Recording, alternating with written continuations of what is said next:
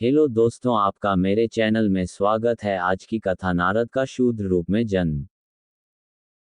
कान्यकुब्ज में द्रुमिल नाम का एक शूद्र रहता था।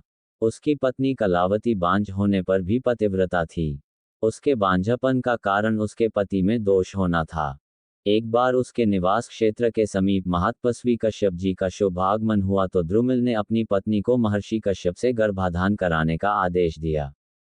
पति की अनुमति से कलावती प्रसन्न मन से कश्यप के समीप गई, परंतु कश्यप जी के तेज को न सह पाने के कारण वह दूर ही खड़ी रही, उनके निकट न जा सकी। मुनि ने कामपीड़ित कलावती को अपने आश्रम के निकट देखा तो उससे उसका परिचय और वहां आने का प्रयोजन पूछा। कलावती ने अत्यंत विनम्र स्वर में अपना परिचय देते हुए अपने आने का उद्देश्य पुत्र प्राप्ति की कामना को बताया।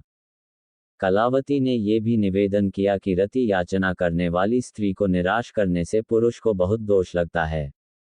इसके अतिरिक्त जिस प्रकार अग्नि को कोई दोष नहीं लगता, उसी प्रकार समर्थ पुरुष के लिए कुछ भी अनुचित नहीं होता। कलावती के अनुचित प्रस्ताव को सुनकर महर्षि कश्यप ने उसकी भर्त्सना की और शूद्र पत्नी से रमण करने से ब्राह्मण के चांडाल बन जाने के विधान की ओर संकेत करते हुए उसकी प्रार्थना अस्वीकार कर दी। कश्यप जी ने अपनी स्त्री को परपुरुष की अंशाइनी बनने की अनुमति देने के लिए द्रुमिल को भी अपशब्द कहे।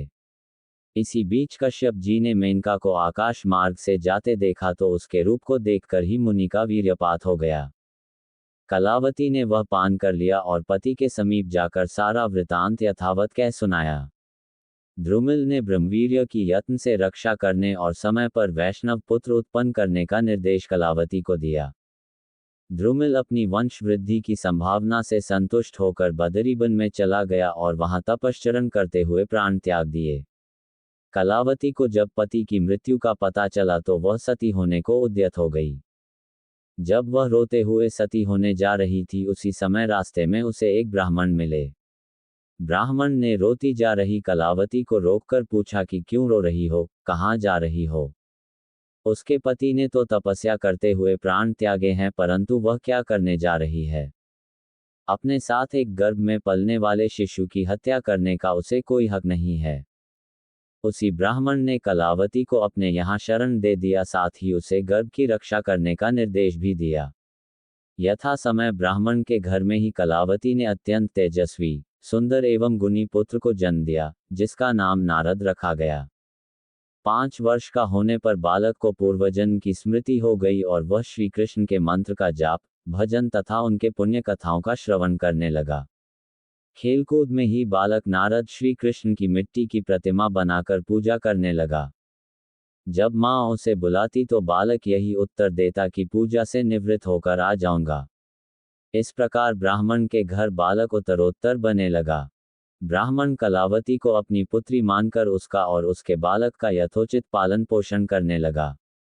एक दिन ब्राह्मण के घर 5 वर्षीय 4 तेजस्वी ब्राह्मण बालक आए तो गृहस्थ ब्राह्मण ने अभ्यागतों का मधुपक आदि से यथोचित स्वागत सत्कार किया और प्रणाम करके उन्हें फल पुष्पादि अर्पित किए। चारों ने स्वेच्छा से कुछ फल खाए और शेष फल उस बालक नारद को दे दिए। उनमें से एक बालक को भगवान श्री कृष्ण का मंत्र दिया और बालक ने माता की आज्ञा से उनका शिष्यत्व ग्रहण किया। एक बार रात्रि के समय जब बालक नारद की माता मार्ग से निकल रही थी तो उसे सांप ने काट लिया और वह श्री कृष्ण का स्मरण करते हुए उसी समय मृत्यु को प्राप्त हो गई। प्रातःकाल बालक नारद को अपनी मां के अवसान का पता चला तो उस समय ब्राह्मण ने उसे तत्वज्ञान का उपदेश दिया, जिससे उसका अज्ञान जाता रहा और वह गंगा जी में स्नान करके गंगावट के निर्जन स्थान पर अवस्थित अश्वत्थ पीपल के मूल के समीप योगासन लगाकर भगवान श्री कृष्ण का भजन करने लगा।